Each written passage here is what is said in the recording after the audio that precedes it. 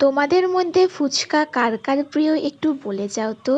So hello guys, আমি খেয়ালি আজকে চলে এসেছি একটা নতুন ব্লগ নিয়ে। তো হঠাৎ করে আমার ফুচকা খেতে খুব ইচ্ছে করছিল, আর রাস্তার দোকানে টাকার হিসেবে ফুচকা খেলে না জাস্ট মনটা ভরে না।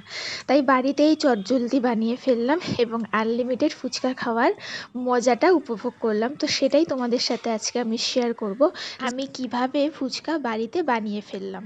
তো সেই জন্য আমি প্রথমেই তেঁতুল ভিজিয়ে নেব জলে, টক জল বানানোর জন্য। এইটুকু তেঁতুল যথেষ্ট, এবং তার সাথে আমি এখানে আলু সেদ্ধর জন্য বসিয়ে দিয়েছি। তেঁতুলটা ভালোভাবে জলে ভিজিয়ে নিতে হবে। আর এই দেখো, একটা ছোট্ট কিউট লেবু, এইদিকে আলুটাও সেদ্ধ হয়ে গেছে। তোমাদের যে একটু আগে আমি লেবু দেখালাম, সেটা আমাদের বাড়ির ছাদ বাগানের ফল। দেখতে কিন্তু দারুণ কিউট এবং খেতেও খুবই ভালো। এখন আমি তেঁতুলটাকে যে জলে ভিজিয়ে রেখেছিলাম সেটাকে আমি ভালো করে কচলে নেব, যাতে টক ভাবটা সম্পূর্ণ বাইরে বেরিয়ে আসে। এবং ভালোভাবে তেঁতুল কচলে নেওয়ার পরে আমি এখানে পরিমাণ মতো জল দিয়ে দেব, এবং সেই জলের মধ্যে দেব আমি সেই কিউট পাতি লেবু, ভালো করে কচলে নেব।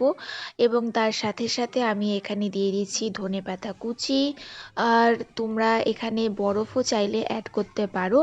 সো তারপরে আমি এখানে দিচ্ছি মশলা এক এক করে। প্রথমে দিয়ে দিয়েছি স্বাদ মতো লবণ, তারপরে হচ্ছে লাল লঙ্কার গুঁড়ো, তারপরে দিয়ে দিচ্ছি ধনে গুঁড়ো, জিরে গুঁড়ো, এবং সবশেষে আমি এখানে দিয়ে দিচ্ছি জল জিরা, যেটা কিন্তু একদম দিতেই হবে, মাস্ট। এটা দিলে টক জলের স্বাদটা একদম দ্বিগুণ বেড়ে যায়।